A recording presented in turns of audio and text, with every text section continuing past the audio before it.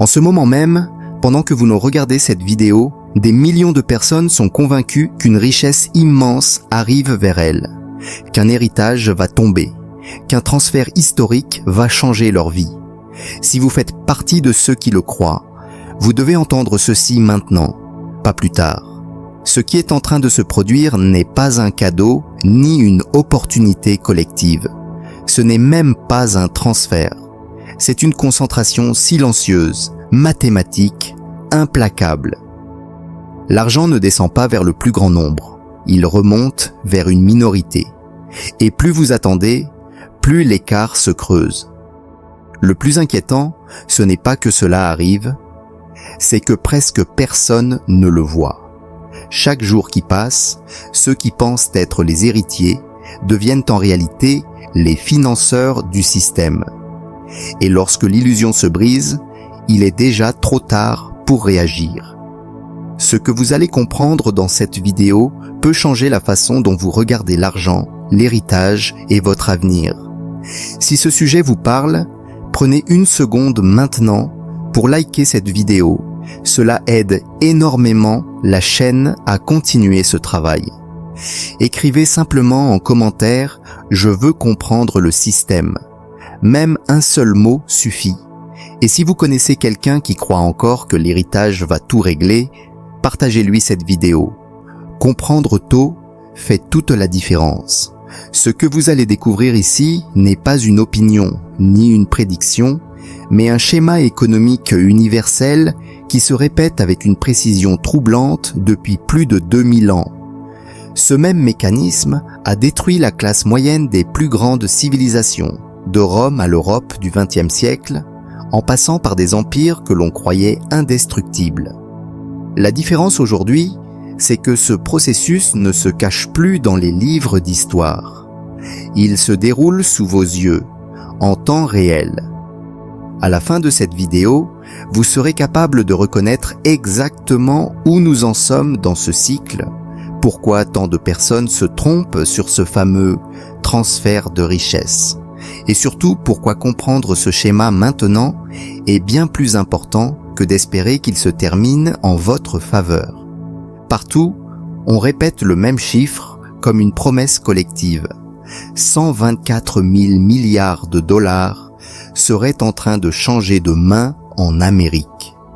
Les médias parlent du plus grand transfert de richesse de l'histoire, laissant entendre qu'une génération entière va soudainement s'enrichir.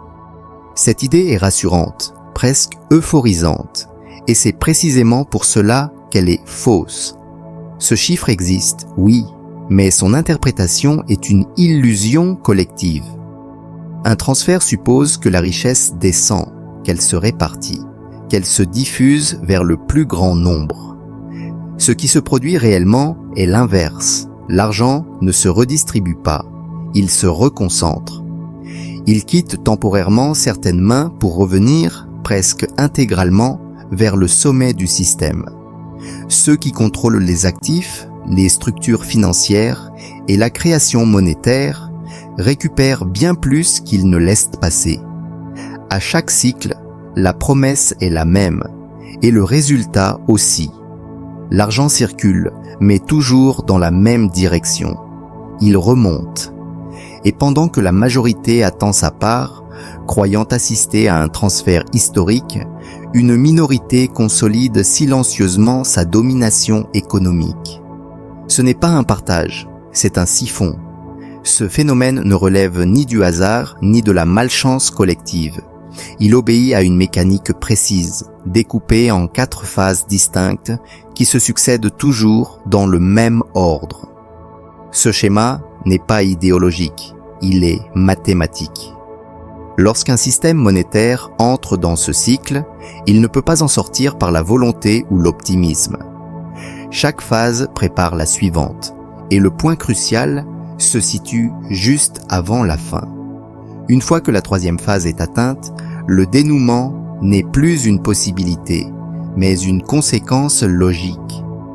La 4e n'est pas un scénario catastrophe hypothétique, c'est la conclusion naturelle du processus.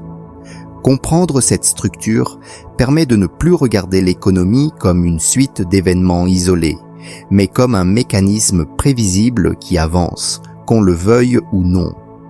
Tout commence presque toujours de la même manière, dans un climat de confiance et de stabilité apparente. Une nation adopte une monnaie adossée à quelque chose de tangible, de limité, de réel, de l'or, de l'argent, ou un actif reconnu comme réserve de valeur. Cette contrainte crée une discipline naturelle. La monnaie inspire confiance, l'épargne a un sens, le travail est récompensé dans le temps. L'économie se développe, les échanges s'intensifient, la classe moyenne s'élargit.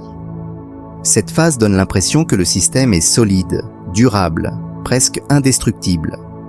Les générations qui naissent à ce moment-là grandissent avec l'idée que cette stabilité est normale, acquise, permanente.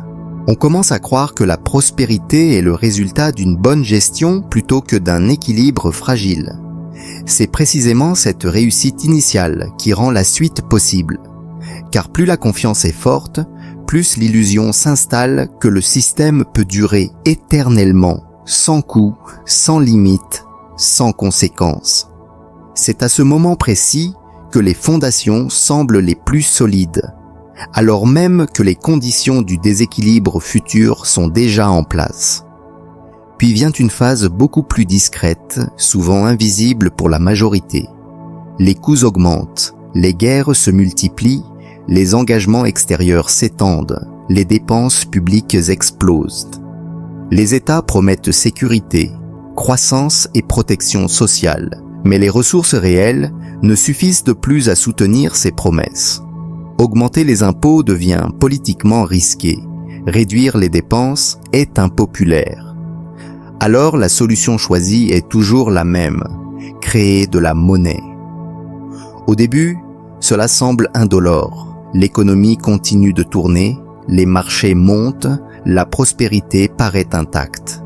La dévaluation s'opère lentement, presque imperceptiblement.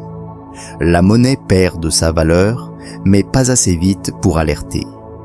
Les autorités rassurent, parlent de mesures temporaires, de cycles normaux, de contrôle total de la situation. Officiellement, tout va bien. En réalité, le pouvoir d'achat commence à s'éroder, l'épargne perd silencieusement de sa force et les déséquilibres s'accumulent sous la surface. Cette phase est la plus dangereuse, car elle nourrit l'illusion que rien de fondamental n'a changé, alors que le mécanisme est déjà enclenché et que le retour en arrière devient chaque jour un peu plus impossible. À ce stade, les effets jusque-là subtils deviennent impossibles à ignorer. L'inflation accélère, les prix grimpent plus vite que les salaires, et ce qui semblait stable disparaît sous vos yeux. Votre pouvoir d'achat fond progressivement, vos économies, accumulées patiemment, s'érodent sans que vous le réalisiez vraiment. Les loyers augmentent, le coût de la vie explose et la classe moyenne commence à sentir qu'elle est étrangère à la prospérité qu'elle croyait acquise. Pendant ce temps, ceux qui détiennent des actifs, immobiliers, entreprises, actions, métaux précieux, vivent un tout autre scénario. Leurs richesses se multiplient, car ce qui disparaît pour les uns se concentre pour les autres. Les mécanismes du système ne punissent pas tout le monde de manière égale. Ce n'est pas une crise, c'est un tri. Et dans ce tri, les règles ne sont pas dictées par le mérite ou l'effort, mais par la position dans le réseau économique. Ceux qui possèdent déjà les bons instruments continuent à accumuler, pendant que le reste voit son horizon se rétrécir, souvent sans même comprendre pourquoi. Chaque décision que vous prenez avec votre argent est maintenant soumise à cette logique implacable et l'illusion que tout va bien est remplacée par la dure réalité. Le système ne favorise plus la majorité. Il sélectionne silencieusement ceux qui resteront debout et ceux qui perdront presque tout ce qu'ils possèdent. Lorsque le cycle atteint son terme, un nouveau système émerge. souvent sous la forme d'une nouvelle monnaie ou d'une réforme économique radicale. Les anciennes unités de valeur perdent leur pouvoir et la richesse accumulée par la majorité se retrouve considérablement réduite. Pendant ce temps, ceux qui possédaient déjà les bons actifs voient leur influence et leur fortune se consolider, devenant presque impossibles à rattraper pour le reste de la population. La masse, épuisée et désorientée, peine à comprendre ce qui s'est réellement passé, croyant parfois à une catastrophe imprévisible ou à la malchance, alors qu'il s'agissait d'un processus inévitable, mathématique et prévisible. Ce reset final ne redistribue pas la richesse, il la concentre. Et chaque civilisation qui a traversé ce cycle l'a vécu exactement de la même manière. La majorité perd, une minorité s'impose, et le système repart, comme si rien ne s'était vraiment passé pour ceux qui regardent de l'extérieur. Ceux qui comprennent le schéma peuvent anticiper, les autres restent prisonniers de l'illusion. Pour comprendre que ce schéma n'est pas une théorie moderne, il suffit de remonter à Rome, au cœur du 1er siècle après Jésus-Christ. À cette époque, la monnaie, le denier, était considéré comme fiable et solide, adossé à un pourcentage élevé d'argent pur. Sous l'empereur Auguste, le denier contenait près de 95% d'argent et la population pouvait avoir confiance en sa valeur.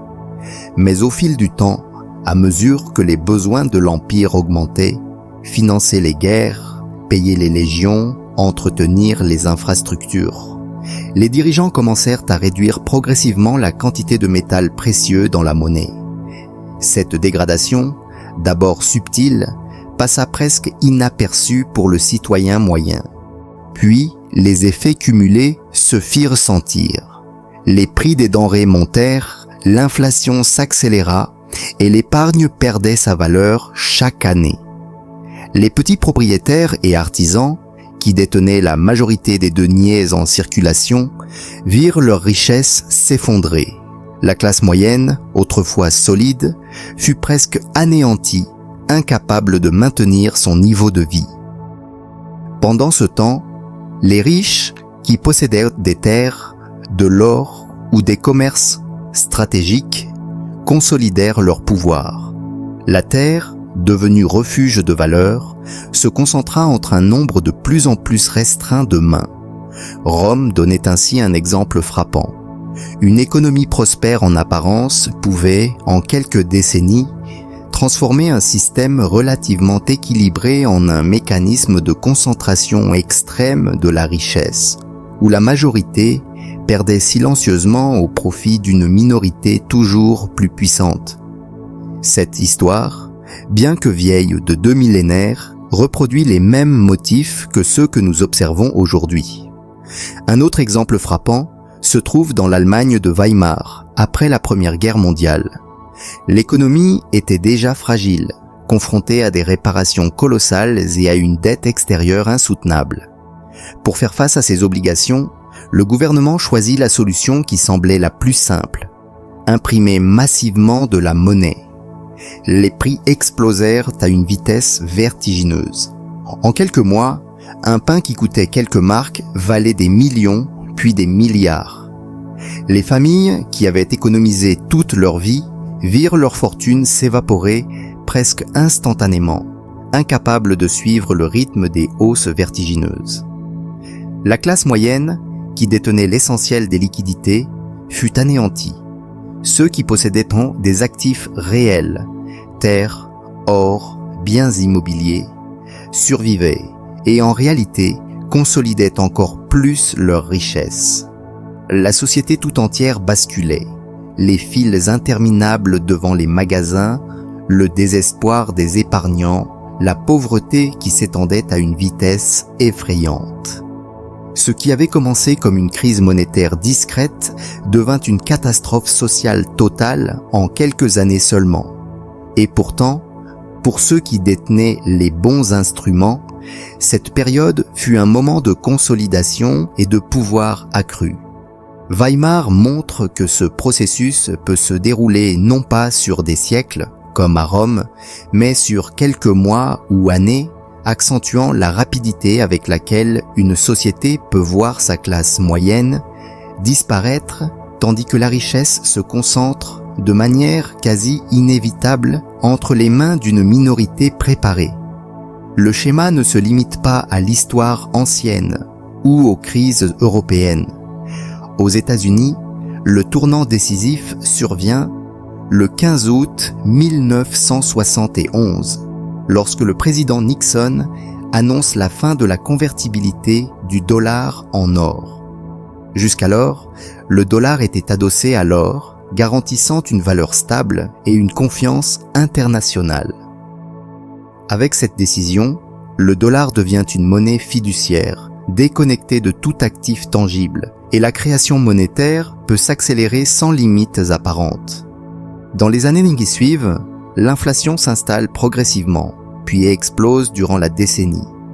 Les prix augmentent, le pouvoir d'achat stagne, et la classe moyenne commence à ressentir les effets d'un système où l'argent imprimé perd sa valeur.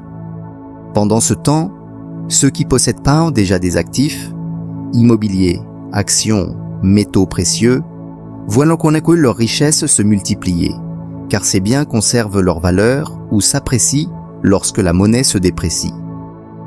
Les inégalités, jusque-là modérées, commencent à s'accentuer, créant un fossé grandissant entre le sommet et le reste de la population. Cette période marque le début d'un processus de concentration silencieuse, où l'argent ne circule plus vers la majorité, mais s'accumule pour ceux qui comprennent et possèdent les instruments appropriés. Ce tournant historique, loin d'être une anomalie, illustre comment un système apparemment stable peut basculer et initier un cycle qui continue encore aujourd'hui. L'Amérique contemporaine vit les conséquences directes de cette décision. La richesse se concentre, la classe moyenne s'érode, et le schéma vieux de 2000 ans se répète, exactement comme à Rome ou à Weimar, sous nos yeux. Aujourd'hui, l'Amérique vit la phase finale de ce schéma séculaire, mais presque personne ne le remarque. Le top 1% de la population détient désormais une part disproportionnée de la richesse totale, concentrant ce que la majorité croit être accessible à tous.